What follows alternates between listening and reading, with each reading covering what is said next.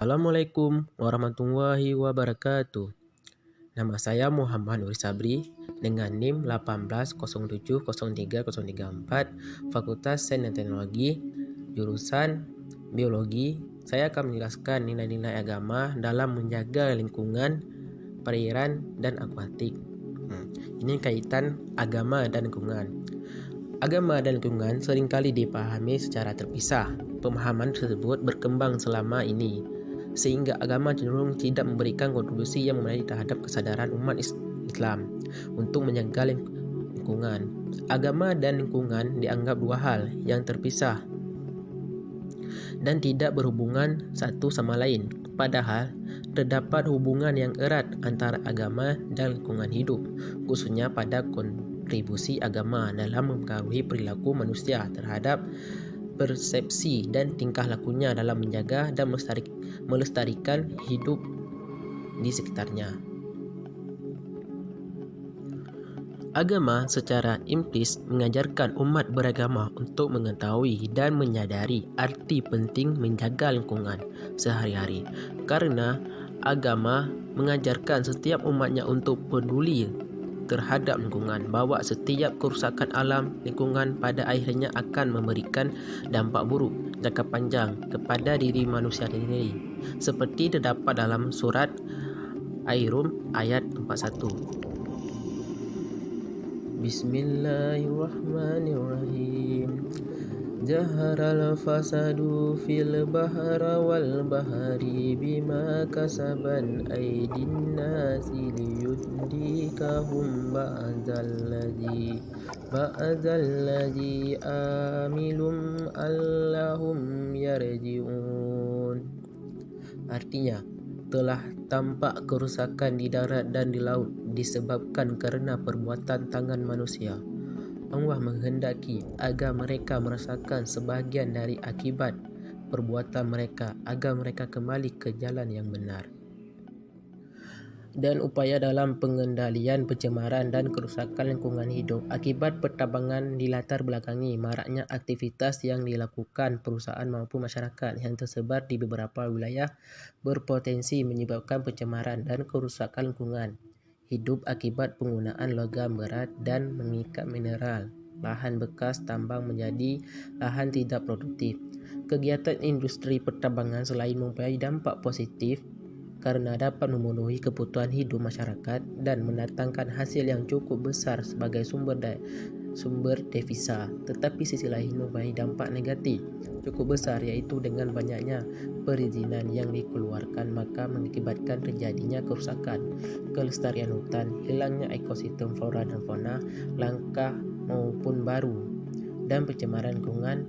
Seiring dengan hal tersebut di atas, dunia saat ini dicemaskan oleh semakin memburuknya kualitas lingkungan disebabkan oleh eksploitasi besar-besaran terhadap alam, baik pun laut.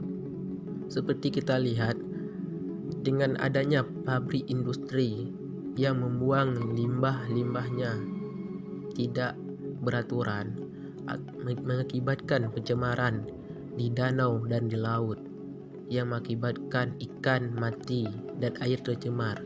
Dan air itu dibutuhkan manusia untuk minum, mencuci baju.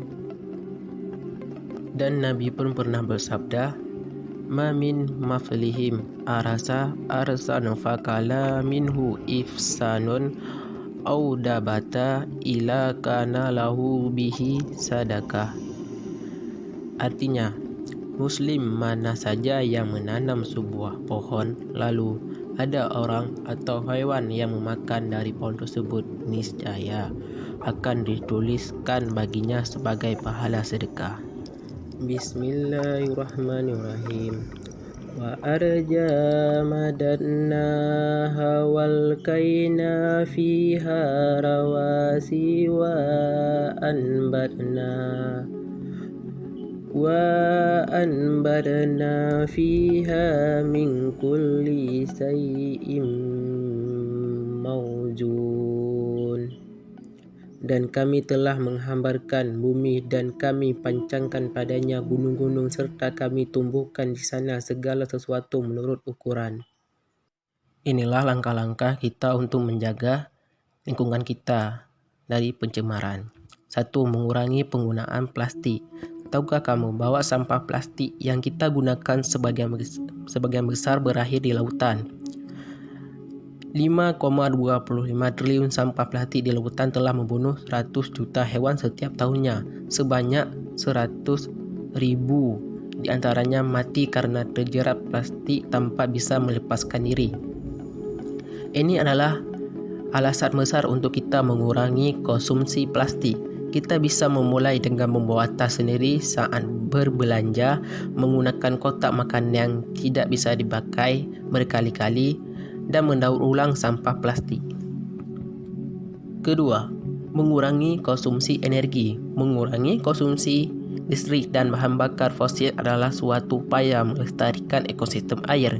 Dengan mengurangi pembakaran bahan bakar fosil, kita bisa mencegah terjadinya hujan asam yang dapat merusak ekosistem air. Ketiga, mengonsumsi makanan laut yang aman. Konsumsi makanan laut yang aman dan tidak membahayakan laut. Jangan memakan sirip hiu. Sirip hiu biasanya dipotong dari hiu yang masih hidup. Hampir 100 hiu dibunuh manusia setiap tahunnya hanya untuk diambil siripnya dan dibiarkan mati di lautan.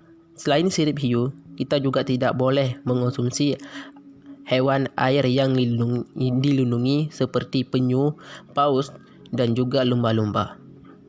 4. Memelihara ekosistem air. Tidak membuang sampah dan limbah apapun ke sungai, danau, dan laut sangat penting bisa dimulai dari diri sendiri. Saat berkunjung ke pantai atau danau, cobalah mengambil beberapa sampah dan buang ke tempat sampah. Yang kelima, tidak melakukan eksploitasi secara berlebihan. Menangkap ikan untuk mencukupi kebutuhan dan juga sebagai sumber penghasilan bukan berarti memburu ikan secara besar-besaran. Kita tidak boleh menggunakan bom ikan dan juga pukat harimau karena membahayakan banyak organisme laut juga merusak terumbu karang. Sekian, terima kasih.